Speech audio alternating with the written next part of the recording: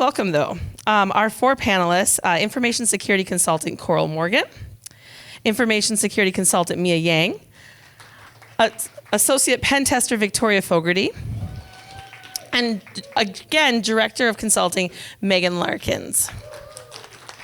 So I'm just going to kick it off with questions. Like I said, if also we lull, I got lists. It's my preparation.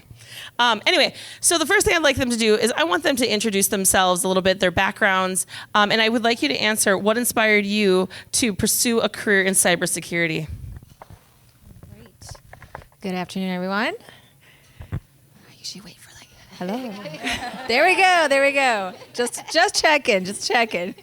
I'm Mea, and I am an information security consultant at FRSecure. I've been with the company for almost 3 years now. I do have to say it has been the most eventful job that I've had, which is really turned into a good work family, which many of us, hopefully you find, if not, you're already there.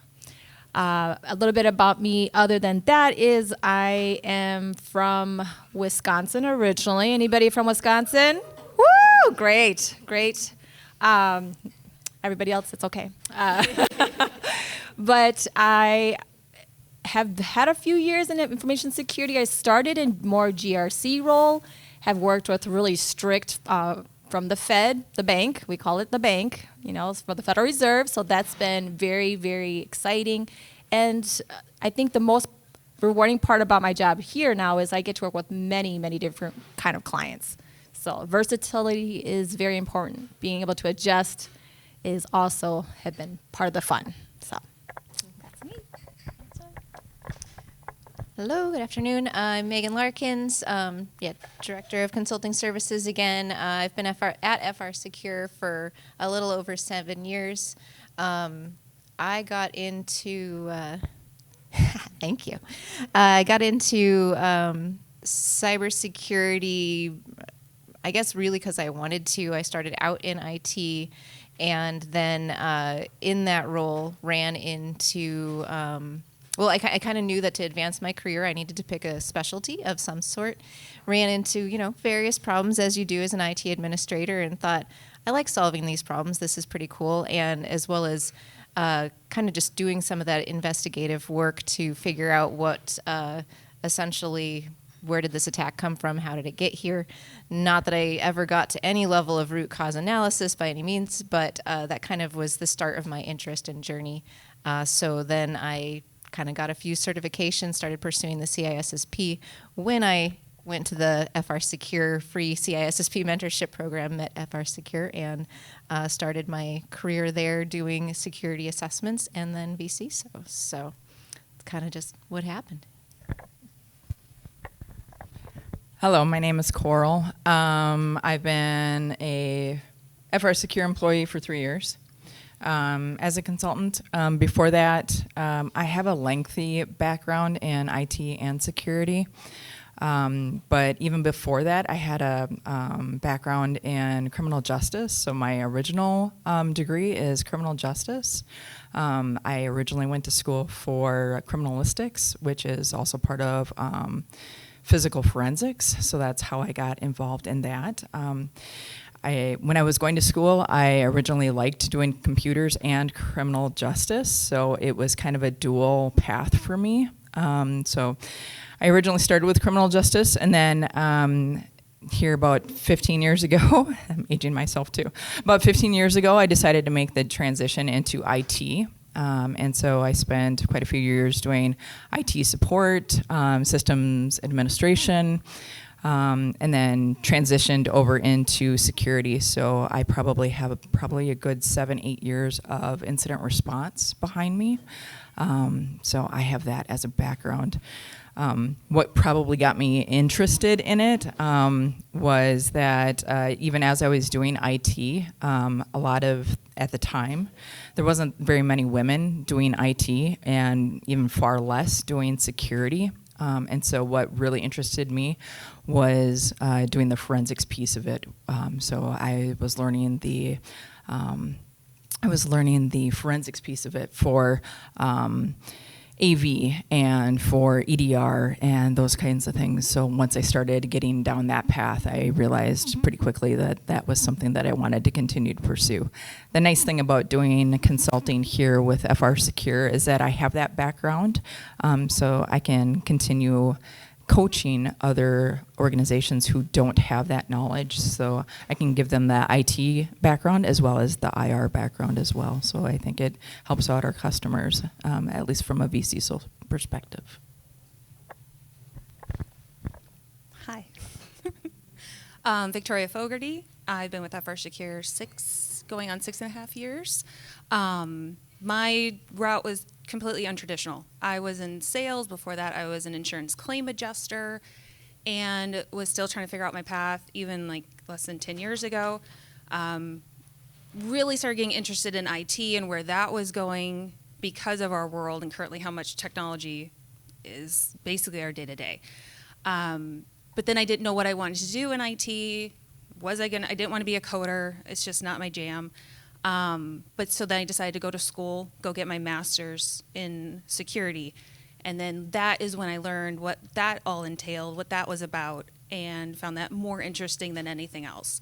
So then got my schooling done, eventually stumbled upon FRSecure, who gave me my first really big gig without any experience in the field. So I'm very, very grateful. And then through that role as an associate consultant, from them, I also learned what the other routes are possible. So now, today, I'm an associate penetration tester, which is also a very small field with not a lot of women. So what got me into it was just that interest, and then I've just been able to build and get to where I am because of my mentors and because of the influence of FRSecure. So. We're down to one mic, so we'll be like doing this thing back and forth. All right, and one of you will have to decide who wants to start answering a couple of these questions. But how has the cybersecurity landscape changed since you started in your careers? Some of you have longer careers, some of you have shorter careers. How do you think it's changed since you started? Who wants to answer first? So as I stated, at least 15 years in IT and security for me. The main one is the technology, right? Technology changes so fast. Part of being in IT and security is that you have to keep up with all those changes that are happening on a regular basis. This isn't a career field that you can just go ahead and do a one-time thing. You're done. You don't have to learn anymore. You have to continue to evolve and continue to learn, even when you're in your position, even when you're in your job. We do that all the time, even as we're looking at the threat landscape. That threat landscape changes from day to day, from week to week. So from our aspect, from a consulting aspect, we have to be able to tell our clients, this is the newest thing that you need to be aware of. This is something that you have to be concerned about. Or maybe this isn't something that you need to be concerned about. And a lot of times, our clients, at least in my case, with my VCSOs, a lot of them are coming to me with those questions, such as AI, right? Everybody, that's the huge buzzword now. They're like, what's this thing with AI? How can I go ahead and prepare myself for that? Part of what our job is to make sure that we're up on that. The downside to that is a lot of the times the technology is there, but the knowledge behind the technology is not. So even as the technology continues to evolve, we're still trying to catch up with all the knowledge that goes along with it.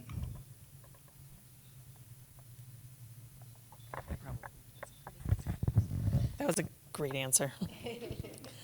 I'd be a little remiss if we didn't talk a little bit about diversity, equity, inclusion.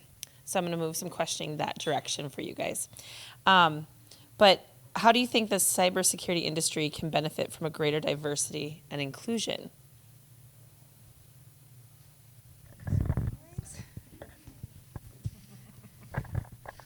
What can it not benefit? I was talking about this with some of my leads, my managers, because it's the experiences where that diversity helps also build the input. So if you only have one mindset all in the same room, you're only going to see a problem one way.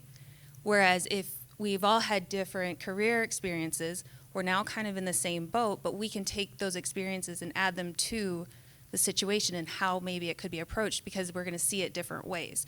So I might approach it one way, Megan, Carl, Mea, you're going to approach it a different one. And I'm like, oh, I never thought of it that way. And so the diversity doesn't even have to be, male versus female, even though that helps.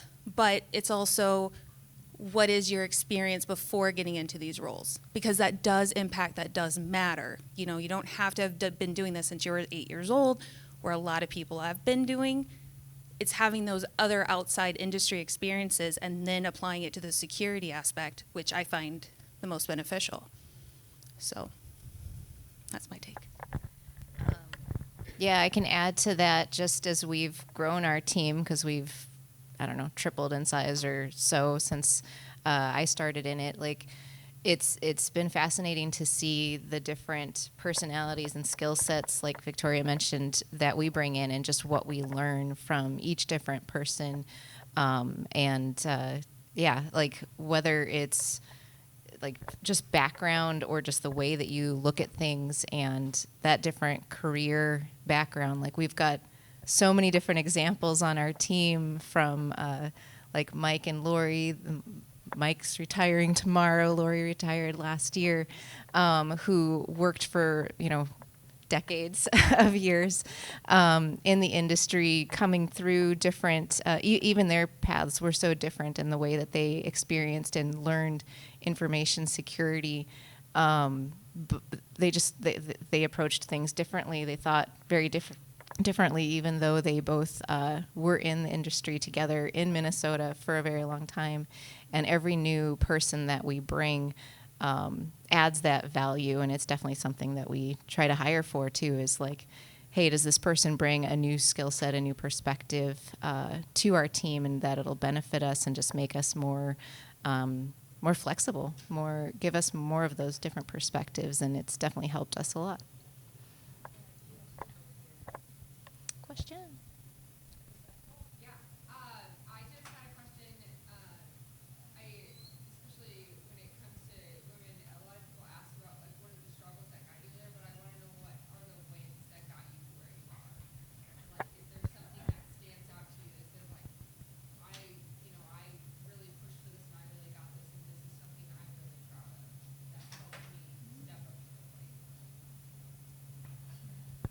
So just to kind of reiterate what you said is like, what are some of the specific wins or things that we surpassed to get into the roles that we are? Are you looking for things that are like specifically female about us, or literally anything? Literally anything. Okay.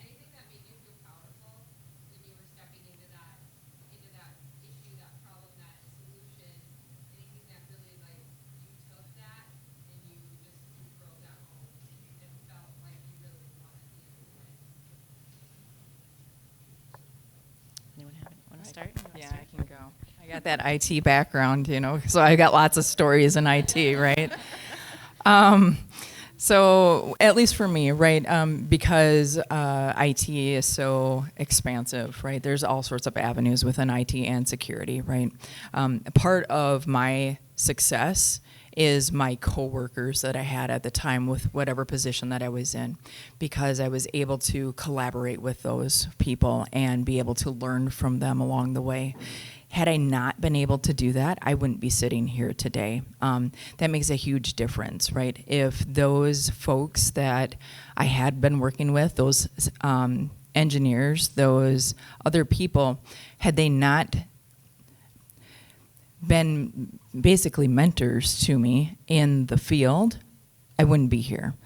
That's what we have to go ahead and depend on, and that's what we have to lean on for our success, right? And I think that goes for everyone, regardless of whether you're male or female, whatever industry that you're in, because that's what everybody's looking for, is some sort of support system, right?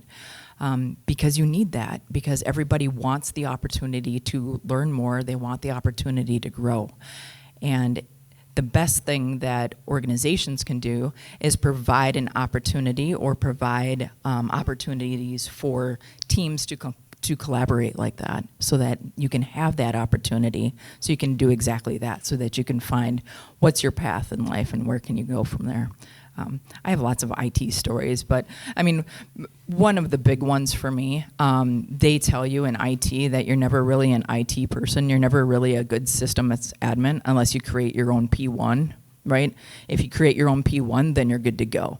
I did that probably within the first 3 weeks of being a systems admin. So, and as soon as I did that and I fixed the problem, so I caused the problem, I fixed the problem, everybody on my team, those other systems admins, they were like, yeah, good job. By the way, you're part of the team, right? Because it's kind of like your little milestone that you have to hit, right?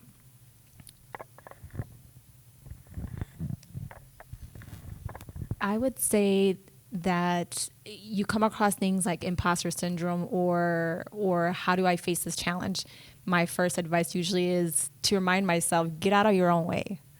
Nobody is standing in your way but you. And everything else that you can control, you have to in order to do it, whether it be an IT issue, it be a personality issue, a consultant issue, a client issue. Those are the things that you just have to remind yourself. Use the skill sets that you currently do have. It's always down to transferable skills. You've overcome this much. You have a seat at the table. You need to own that table and own your position so that you know how to navigate whatever situation comes across. So, I think for me, it's just been taking risks and believing in myself along the way. I think this is probably true for everyone, but it's like every new job you step into, you don't know how to do everything before you start.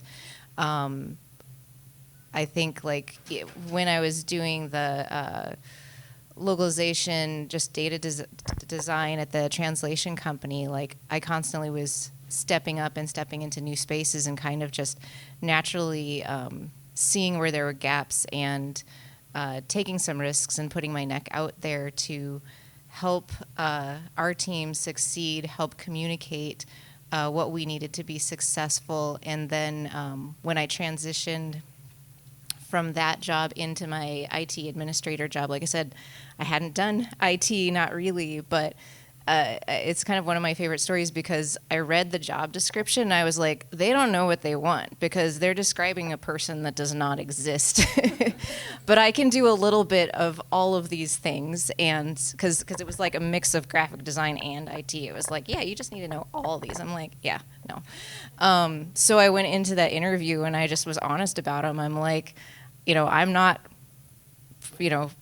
experienced at all of these, but I know what they all are, and I know a little bit of all of it, and then was kind of surprised when they hired me. But yeah, it was just a good opportunity to step in and do something completely new because I hadn't done IT administration for a company that size, and they had the support system available through third-party contractors, people to kind of help train me into it that just slowly figured it out. And likewise, when I came to FRSecure, I had kind of learned enough about myself that I saw myself going in the management direction in the future. And so John probably remembers, when he interviewed me, he's like, what do you want to do? And I'm like, well, long term, I'd like to be a manager. And he's like, okay, cool. And so it happened. So yeah, a little bit of that manifest your own destiny, I guess. My wins have been every step of my career. So when I was going to go to school, I'm going to switch industry 100%, right? It's a big switch. I had very little people believing in it. They'd go, but do you know computers? I was like, well, I took a computer class, Computer Systems 100. How bad can it be? So people doubted me along the way, except for my partner and my mom. Then I got my school degree. I'm like, what a win. Then I got my job opportunity. Another great win. But it's with the help of those that did believe in me, right, that I could do it. But I had to not listen to everybody, because once you start listening to everybody and you start sourcing out, you would never do anything because no one's going to believe in it. They're between the ages of 8 and 14, and 3 of them are girls.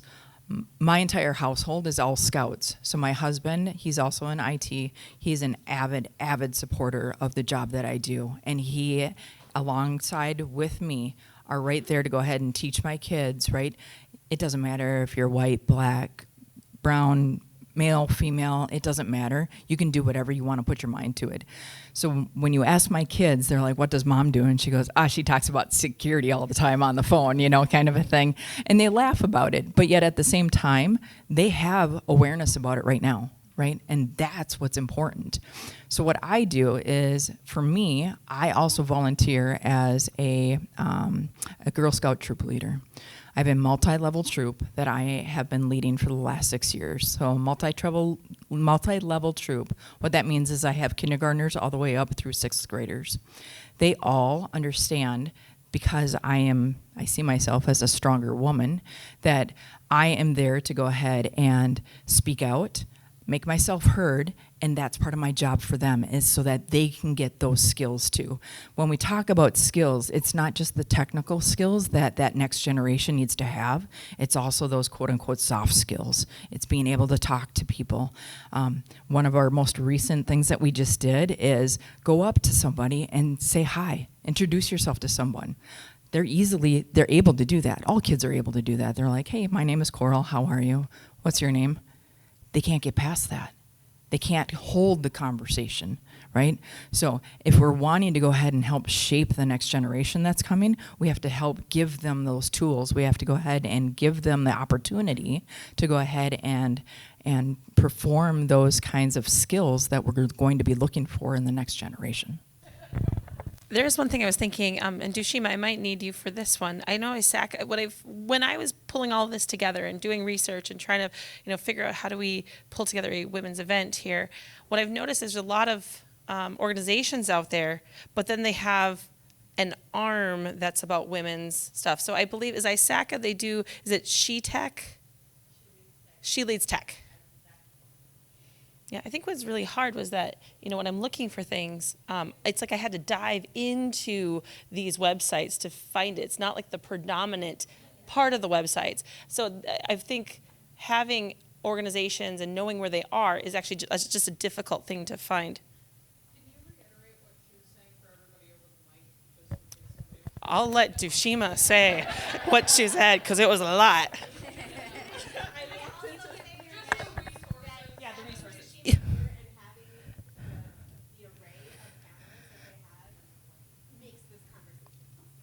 Yeah. Makes all of these different things, and I deeply appreciate that. Thank you. So the two things I mentioned, ISACA's women's program is called She Leads Tech, and it's new. I think we're in like our 3rd or 4th year, so we're still trying to get the word out about that. But if you go to our website or just type in She Leads Tech, it should come up. And of course, with Women's Day coming up next month, there's a lot of programming for that.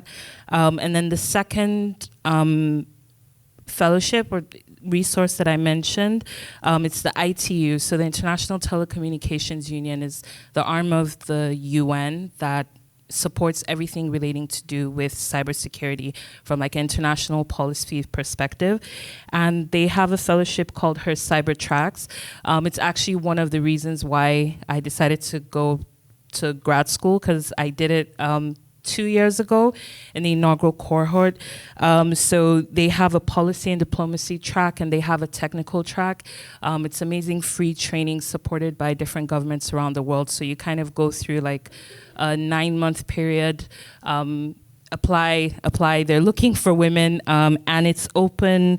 Applications are open until the 14th of April. So I'll share that with you so that you can share with everybody else. Yeah. And I actually did have a question when we get to the next one. All right.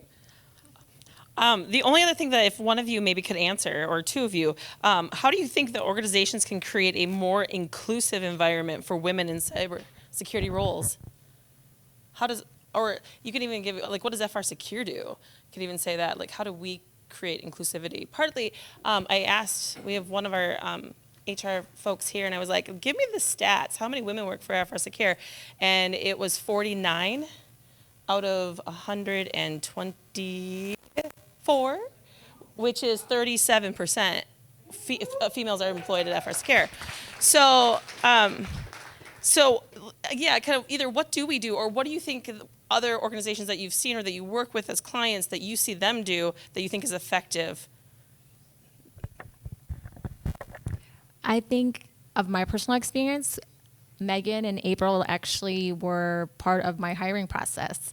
And it was extremely refreshing to know that they were even there, that women were going to interview other women, opening the doors for other women, which was really, really great to see.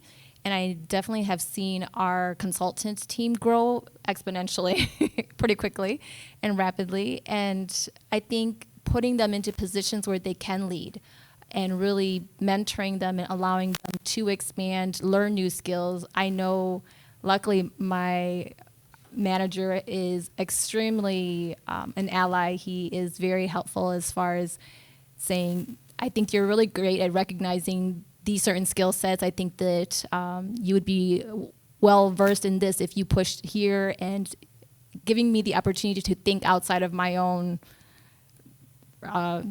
perception, and I think that was really helpful. Just having a really strong ally, giving you a great opportunity to lead and taking the opportunity. I think one of the things that FRSecure does really well, besides having some women in leadership and just at the company already, because you can't build that if you don't have it, but is that we do have a unlimited PTO policy. We do have like flexibility to work within like get your work done, but also if you need to take a kid to an appointment, like we're going to work with you to do those things rather than like penalize you for having children, for having a life. Like I said, I think it was my very first week at FRSecure. I was training. I didn't have necessarily a whole lot to do. So when I finished training for the day, I actually got a call from my husband, and he was kind of having a panic moment because our kids were really tiny. And he was like, I can't do this alone right now. And I'm like, I just started this job. But I went to my manager and I was like, so about that flexibility thing, I need to go. And he's like, go, do it. And at my previous job, even though I had a woman manager that I reported to, if I had to go home, it was like, you're taking it out of your PTO. And so that just so much freed me up to be myself and be able to care for my family when I needed to, be there for them when they needed to. And I think that's something everyone needs, not just women, but women especially, because again, we tend to be the default for that role. When you're, it's kind of assumed that men will stay at work and get the job done. Women will make exceptions from our job to take care of the family. And the more open your policy is, like, not only can both genders do that, but you can support those relationships and supporting their families and doing that.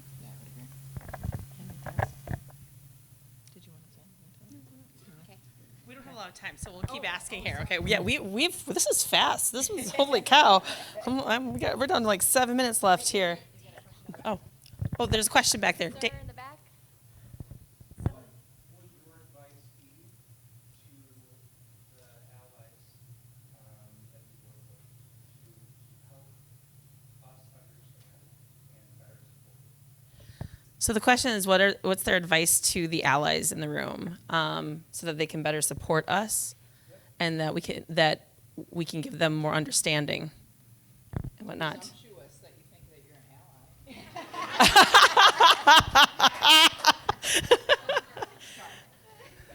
Who would like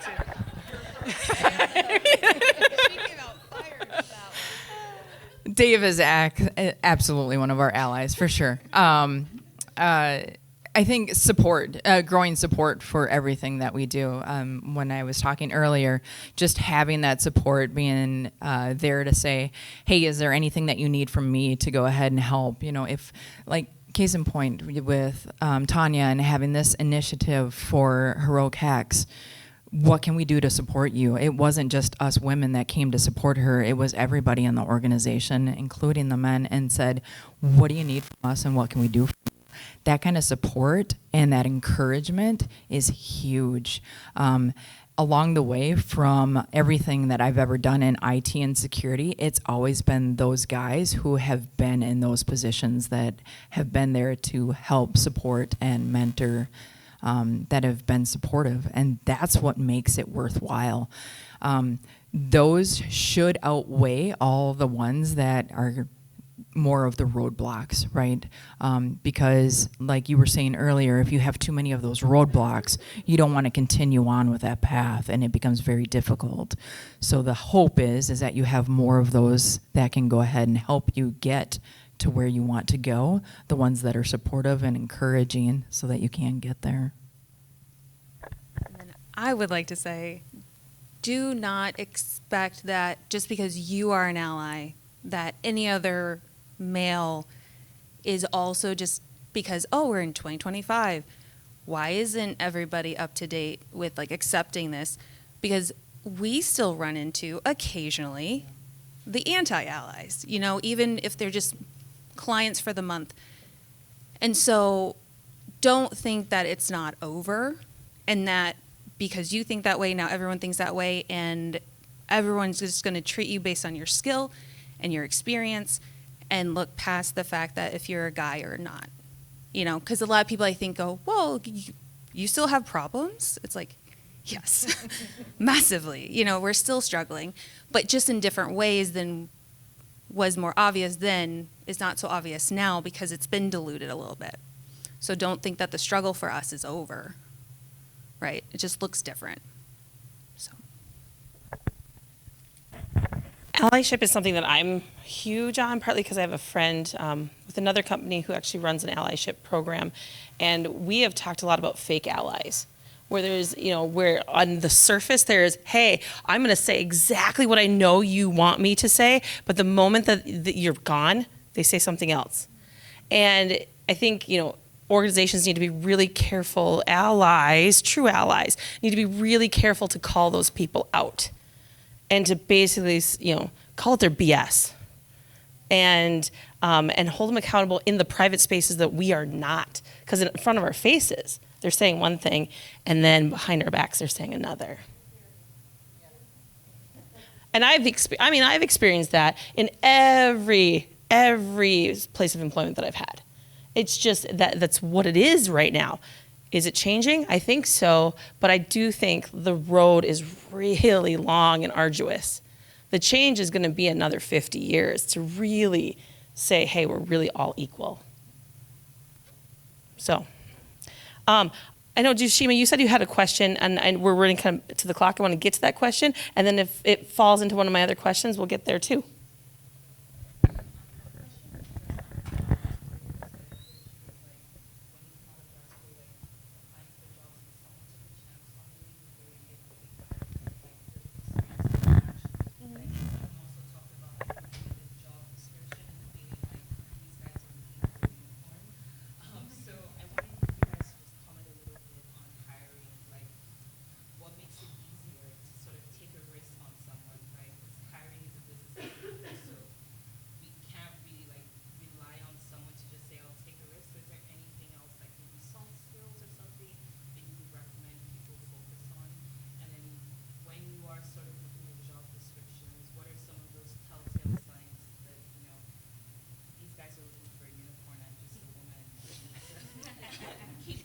Women are unicorns. No, you're right. You're right. And like, I'll take on the job description thing, right? So when I was looking at job descriptions, you know, my husband is a guy, and so he's looking at it, he's like, yeah, you can do that. And I'm like, but I don't fit every single thing. And then I learned from other people as I got more into FRSecure, talked to other women in power positions. That's what we do. And men, they go, I'm breathing. I can write. I can type. Guess what? I'm a shoo-in. Why wouldn't they want me? And so that overconfidence is like, why can't I have that? Because I want to make sure I'm the best fit and I have the best skills, because if someone's going to rely on me, I need to make sure I'm steering them the right direction. Like, we feel more responsibility than like, I'll figure it out, you know? So I had to learn from my husband, you're just gonna figure it out. Put your name in the hat. What more they can do is other than say no, right? Yeah. So I think turning that mindset around of, we don't need to fit every single bullet point. We just need to be like Megan. I can do some of this and a little bit of everything, but I can't do all of it. So she put her name in, and look at her today. So I had to get over that for sure. And I think teaching any woman going into any industry, whether it's cybersecurity or anything else, healthcare, you want to do administration, you want to be that CTO, why not? All they can do is say no. So I had to learn that mindset, and I think a lot of other women have to do the same, right? And then to take the chance on somebody, that's more of a Megan question, because she took a chance on me. She took a chance on me too. Yeah, first I'll start with just having done hiring.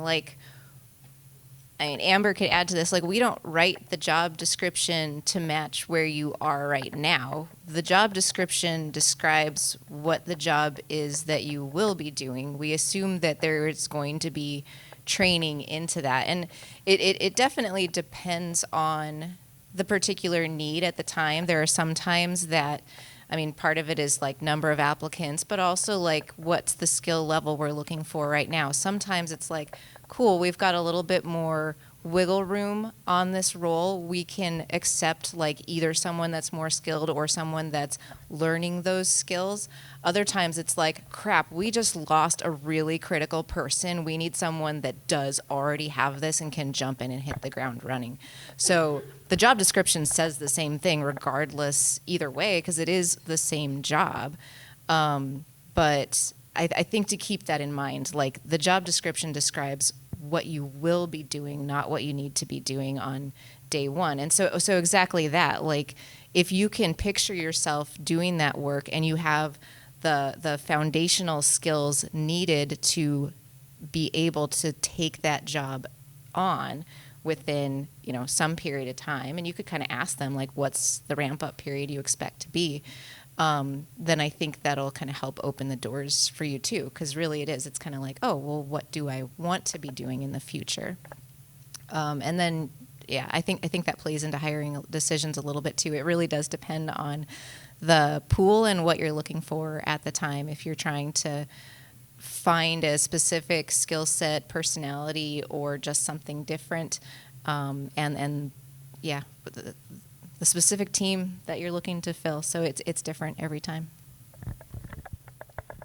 So I just learned a valuable lesson that this kind of panel could go for probably 2 hours.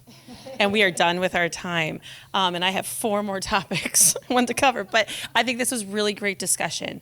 And thank you so much, all 4 of you, for being up here and sharing the knowledge that you've gained and that you have with everybody. And thank you, everybody, for asking questions and whatnot. But I don't want to short Melissa. She's our last presenter for us. So we're going to set up really quickly and have our last presenter. Thank you, everybody.